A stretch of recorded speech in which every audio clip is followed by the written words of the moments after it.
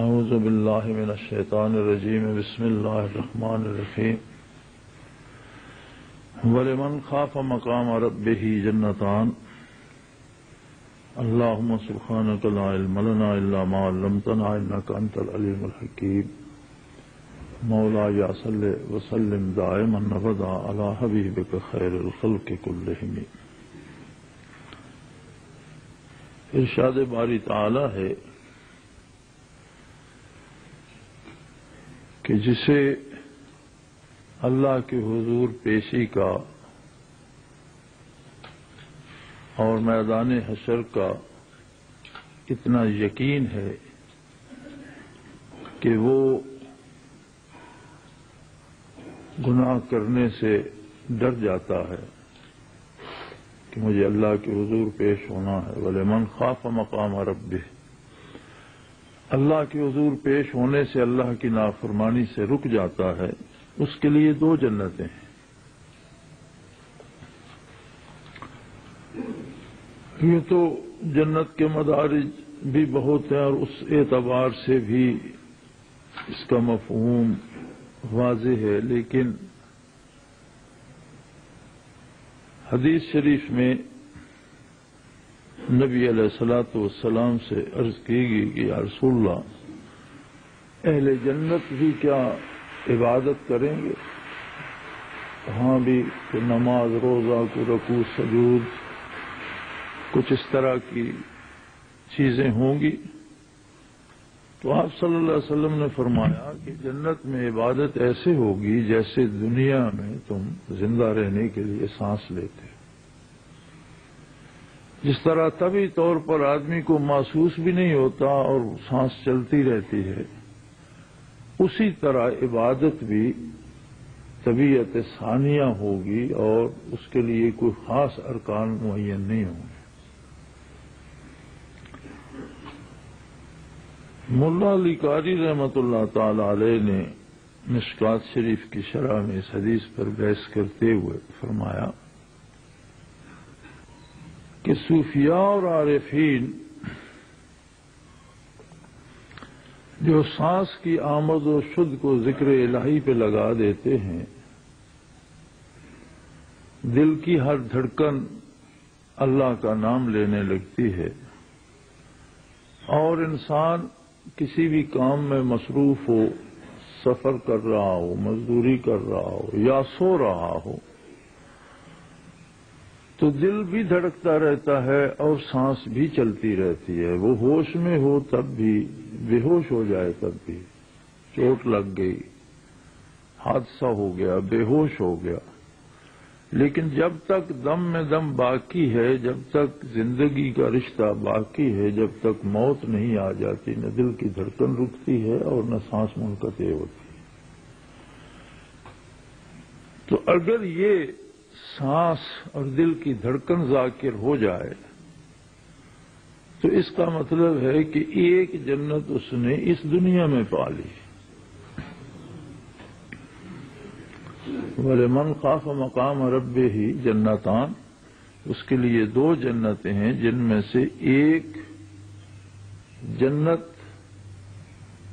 الاولا لکھتے ہیں، وہ جنت جو پہلے مل گئی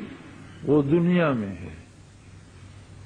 اور یہی حال صحابہ کبار کا قرآن حکیم فرماتا ہے ثم تلین جلودہم وقلوبہم الی ذکر اللہ، کہ کھال سے لے کر نہاں خانہ دل تک جس طرح یہاں تلینوں سے مراد ہوگا کہ نرم ہو جانا، یا جس طرح کھیتی اگنے کے لیے تیار ہو جاتی ہے۔ کاشتکار حضرات جانتے ہیں کہ جب ہم کاشتکار لوگ ہل چلاتے ہیں تو بیجنے کے لیے ہل چلا کر کچھ دن چھوڑ دیتے ہیں۔ آج ہل چلایا، صبح اس میں ہم بیج نہیں ڈالتے، اسے 8-10 دن ہفتہ وقفہ دیتے ہیں۔ وہ وقفہ اس لیے ہوتا ہے کہ اس کے اندر ایک کیفیت بن جاتی ہے جو بیج کو اگاتی ہے۔ تو قلوب یا وجود کی تلین سے بھی یہ مراد ہے کہ دل میں، وجود میں، کھال میں، گوشت میں، ہڈیوں میں، پوست میں ایک ایسی کیفیت بن جائے جو ذکر اللہ کو جس طرح کھیتی اگتی ہے اس طرح بال بال سے، قطرے قطرے سے، ریزے ریزے سے اللہ اللہ کو، اللہ اللہ کی صدائیں آئیں، جیسے بدن نہیں ہے، ایک کھیتی اگ رہی ہے۔ اور بڑی خوش نصیبی کی بات ہے یہ، اس پہ بحث کرتے ہوئے علماء حق لکھتے ہیں کہ وقت وقت کی بات ہے اور زمانے زمانے کی ضرورتیں ہیں۔ آقا نامدار صلی اللہ تعالی علیہ وآلہ وسلم نے پیدل سفر فرمائے، اونٹ پر سفر فرمایا، گھوڑے پر سواری فرمائی، گدے کو بھی اپنی سواری کی سعادت بخشی، کیونکہ عرب میں اچھے قیمتی گدے ہوتے ہیں، اب تک بھی جو سواری کے لیے عرب استعمال کرتے ہیں، بلکہ اس طرح سے کرتے ہیں کہ ہمارے ایک ساتھی جب مکہ مکرمہ میں سراج صاحب چابیاں بنایا کرتے تھے، جن کے پاس ایک بدو آیا اور وہ کیڈلک کار کی چابی بنوانا چاہتا تھا، جو اس کی اگنیشن کی خراب ہو گئی تھی، وہ اس کے پاس تھی کہ اس کے ساتھ اس طرح کی نئی بنا دو، لیکن گدے پہ سوار تھا۔ سواری کے لیے آج بھی بڑے بڑے معزز اور بڑے بڑے اچھے لوگ گدا استعمال کرتے ہیں، لیکن اب سنت یہ نہیں رہے گی کہ حج پر جانے والا یہاں سے گدے پر یا گھوڑے پر یا اونٹ پر بیٹھ کر جائے کہ نبی کریم صلی اللہ علیہ وسلم مدینہ منورہ سے اونٹ پر بیٹھ کر گئے تھے، میں اونٹ پر بیٹھ کر جاتا ہوں۔ سنت ہوگی جانا، سفر کرنا، ذریعہ سفر سنت نہیں ہوگی۔ آج کا ذریعہ سفر حج کے لیے بھی یا عبادات کے لیے بھی یا جانے کے لیے ہوائی جہاز ہے یا موٹریں ہیں، یہ مختلف وقت کے ساتھ ساتھ بدلتے رہے، کل کو شاید کوئی اور ہوگا۔ اس زمانے میں تمام غزوات تیر کمان سے، تلواروں سے لڑے گئے، تو وقت کے ساتھ ذرائع بدلتے رہتے ہیں، مقاصد تبدیل نہیں ہوتے۔ حج مقصد ہے، عبادت مقصد ہے، ذریعہ عبادت اس وقت کا لباس اور تھا، آج کل کے کپڑے ہی اور ہیں، اس وقت کا جوتا اور تھا، آج کل کا ستر عورت فرض ہے، لیکن ضروری تو نہیں شاید کے کپڑے سے ہو۔ تو ذرائع بدلتے رہتے ہیں، مقصد دل کو ذاکر کرنا، مقصد سانس کی آمد و شد میں اللہ کے نام کو بسانا ہے۔ عہد نبوی میں جسے نگاہ نبوی نصیب ہو گئی، ایک نگاہ میں اس کا ہر ذرہ وجود کا ہر باڈی سیل ذاکر ہو گیا، اب انہیں ذکر کے لیے مجاہدہ کرنے کی ضرورت باقی نہ رہی۔ مجاہدات انہوں نے بھی کیے اور ساری عمر انہوں نے مجاہدات میں گزاری، میدان کارزار میں گزاری، جہاد میں گزاری اور ہم وقت اللہ کی عبادت میں گزاری، لیکن دوام ذکر کے لیے مجاہدے کی ضرورت نہ رہی۔ اسی طرح صحابہ کی صحبت جسے نصیب ہو گئی، تابع ہو گیا، ایک نگاہ میں اسے وہ مقامات حاصل ہو گئے۔ تبع تابعین کو اسی طرح، تبع تابعین کے بعد اللہ کے نیک بندوں نے اور عارفین کاملین نے مختلف ذکر کے طریقے شروع کیے، جن میں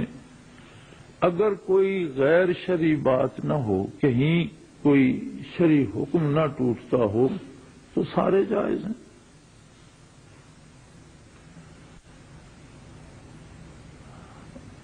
منع صرف یہ ہے کہ شرعی حدود سے تجاوز نہ کیا جائے۔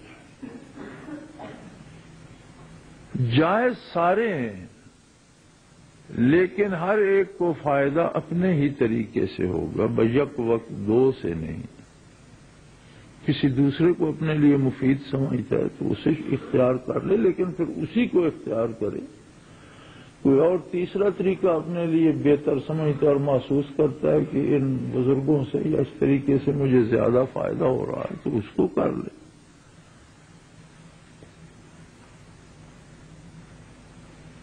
نقشبندیہ اویسیہ میں طریقہ کار یہی ہے کہ براہ راست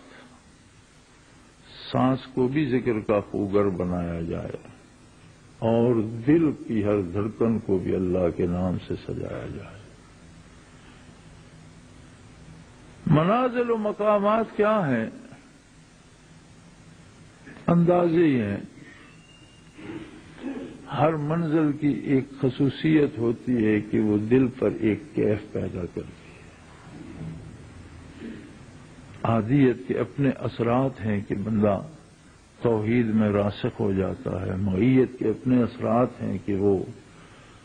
اس میں قوت آ جاتی ہے کہ میں کہیں بھی کبھی بھی اکیلا نہیں ہوں، میرا اللہ میرے ساتھ ہے، میرا معاون ہے، میرا مددگار ہے۔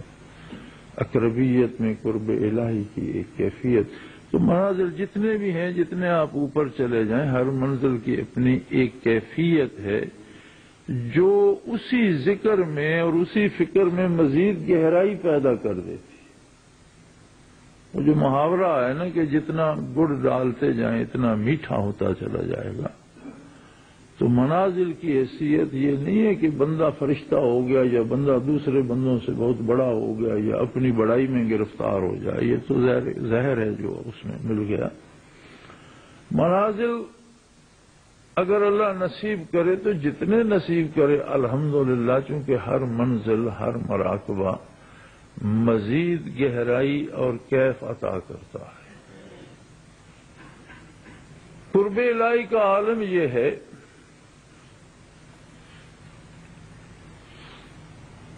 کہ نبی علیہ الصلوۃ والسلام کو جو قرب اللہ سے حاصل ہے وہ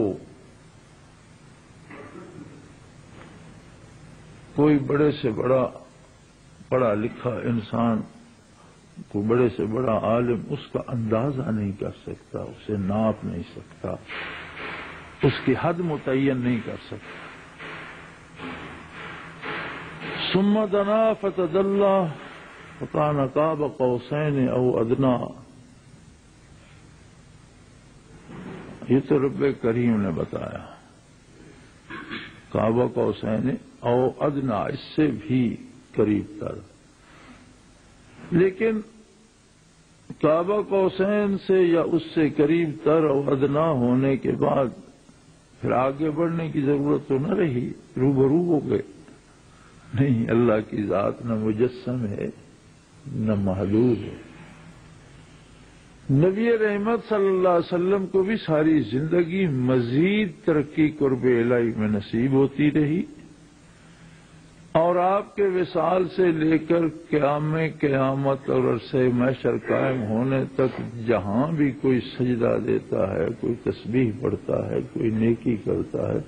جتنا ثواب اس کو ملتا ہے اتنا اس ہستی کو بھی ملتا ہے جس نے نیکی کرنا سکھایا۔ اس کے علاوہ اللہ کے فرشتے ہمہ وقت درود بھیجتے ہیں، وہ درجات کی بلندی کا سبب ہے۔ خود اللہ کی رحمت کا نزول مسلسل ہوتا ہے، وہ بھی ترقی درجات کا سبب ہے۔ اور پھر جب قیامت قائم ہوگی تو عرصہ معاشر میں پھر مزید ترقی ہوگی، جس پہ ایک حدیث شاہد ہے کہ حضور صلی اللہ علیہ وسلم فرماتے ہیں جب سب انبیاء بھی میرے خدمت میں حاضر ہوں گے، باری باری آدم علیہ نبینا علیہ الصلوۃ والسلام سے لے کر مختلف انبیاء اور رسل کے پاس ہوتے ہوئے آخر وفد وہاں آئے گا کہ حضور عرض کی جائے کہ حساب تو ہو، یہ جو انتظار ہے اور عرصہ معاشر کا انتظار اس نے تو مار دیا، کم از کم حساب تو شروع ہو، اہل جنت فارغ ہوں، جنہیں جہنم جانا ہے جائیں، لیکن یہاں تو عرصہ معاشر میں تو جنتی جہنمی سارے کھڑے ہیں۔